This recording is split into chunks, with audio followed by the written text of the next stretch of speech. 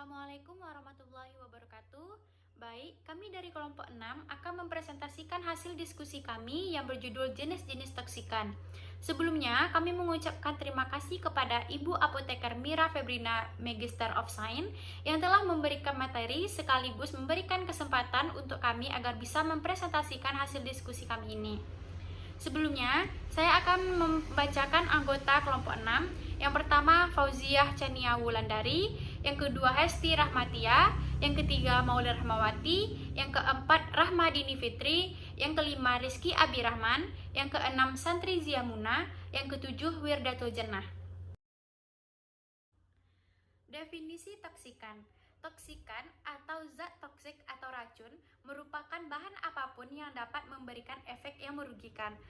Toksisitas merupakan istilah dalam toksikologi yang mendefinisikan kemampuan bahan kimia.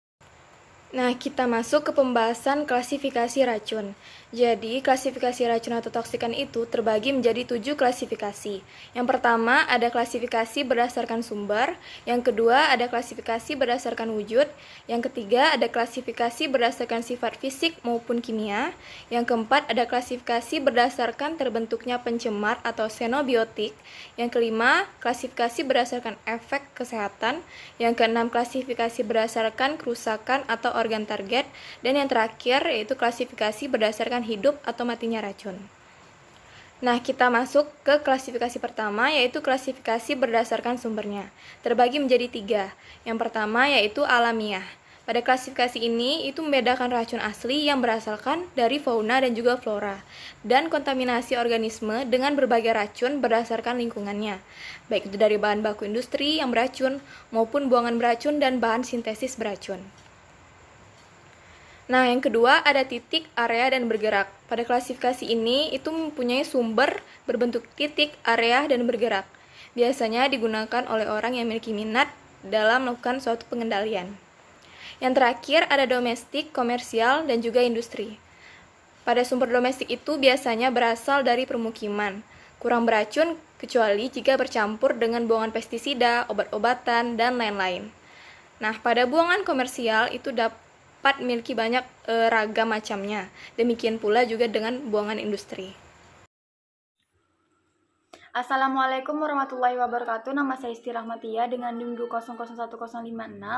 Di sini saya akan melanjutkan materi 3 klasifikasi berdasarkan wujudnya. Yang pertama itu wujud pencemar. Wujud pencemar itu terbagi menjadi 3, padat, gas, dan cair. Yang pertama itu wujud padat yang berupa padatan yang sangat halus dan dapat terbang bersama di udara. Biasanya disebut debu, fume, mist, sehingga dampaknya sangat luas. Yang kedua ada berwujud cair. Berupa wujud ini banyak dimanfaatkan oleh pertanian dan biasanya tambah pengencer sehingga dampaknya tidak secepat gas. Lalu yang terakhir yaitu padat yang dapat berdifusi sehingga menyebar lebih cepat daripada cairan dan zat padat.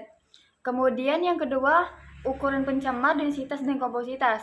Klasifikasi ini memberikan petunjuk mudah tidaknya pencemar memasuki tubuh host dan cepat tidaknya menimbulkan efek serta seberapa jauh efeknya. Terima kasih. Baiklah, saya Fauzia Chania Wulandari dengan NIM 2001053 akan menjelaskan tentang klasifikasi berdasarkan sifat fisik dan kimia. Yang pertama itu radioaktif. Bahan kimia radioaktif adalah bahan kimia yang mempunyai kemampuan memancarkan sinar radioaktif dengan aktivitas jenis lebih besar dari 0,002 mikrocurie per gram. Yang kedua, korosif. Bahan kimia yang karena reaksi kimia dapat mengakibatkan kerusakan apabila berkontak langsung dengan jaringan tubuh atau bahan lain. Yang ketiga, eksplosif.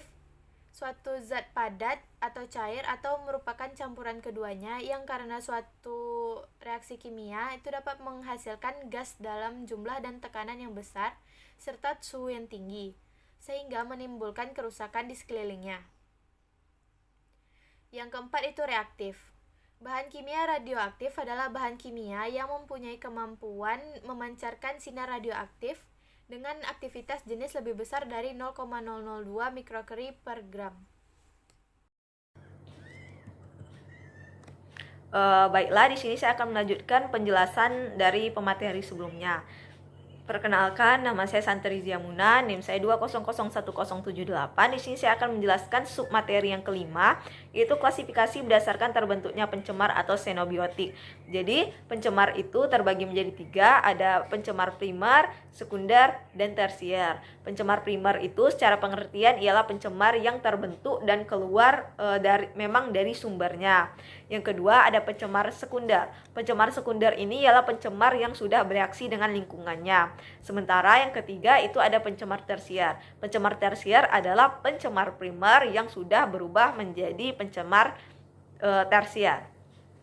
Untuk klasifikasi selanjutnya, yang keenam itu klasifikasi berdasarkan kerusakan efek kesehatan. Jadi toksikan ini memberikan efek atau memberikan kerusakan pada kesehatan kita. Berikut klasifikasinya. Yang pertama itu ada fibrosis. Fibrosis ini adalah suatu terbentuknya jaringan ikat yang berlebihan.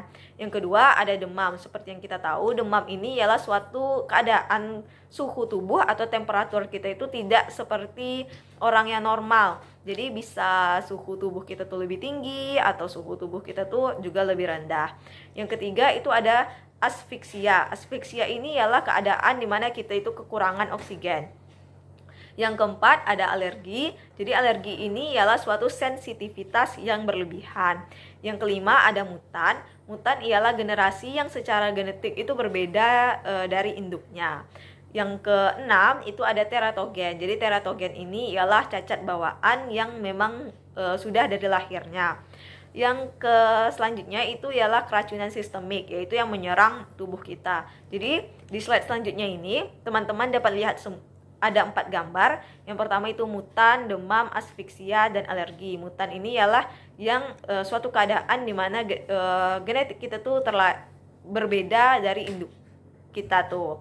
Sementara demam seperti yang sudah dijelaskan tadi, temperatur suhu kita itu sedang tidak normal. Asfiksia suatu keadaan di mana kita itu kekurangan oksigen. Dan yang selanjutnya gambar keempat itu ada alergi, di mana sensitivitas yang berlebihan. Itulah penjelasan materi dari saya. Lebih dan kurangnya saya mohon maaf. Wassalamualaikum warahmatullahi wabarakatuh. Terima kasih.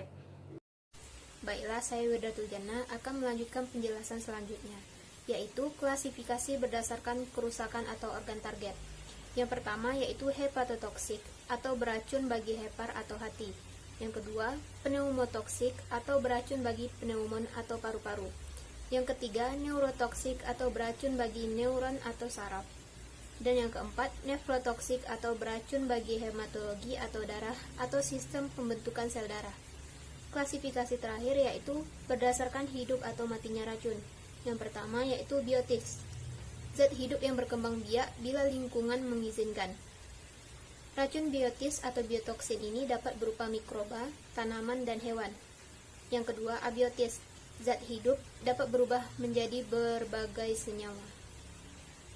Sekian penjelasan dari saya, selanjutnya akan dijelaskan oleh Rizky Abirrahman. Terima kasih. Pembahasan selanjutnya itu tentang cara menghindari toksikan atau racun di kehidupan sehari-hari.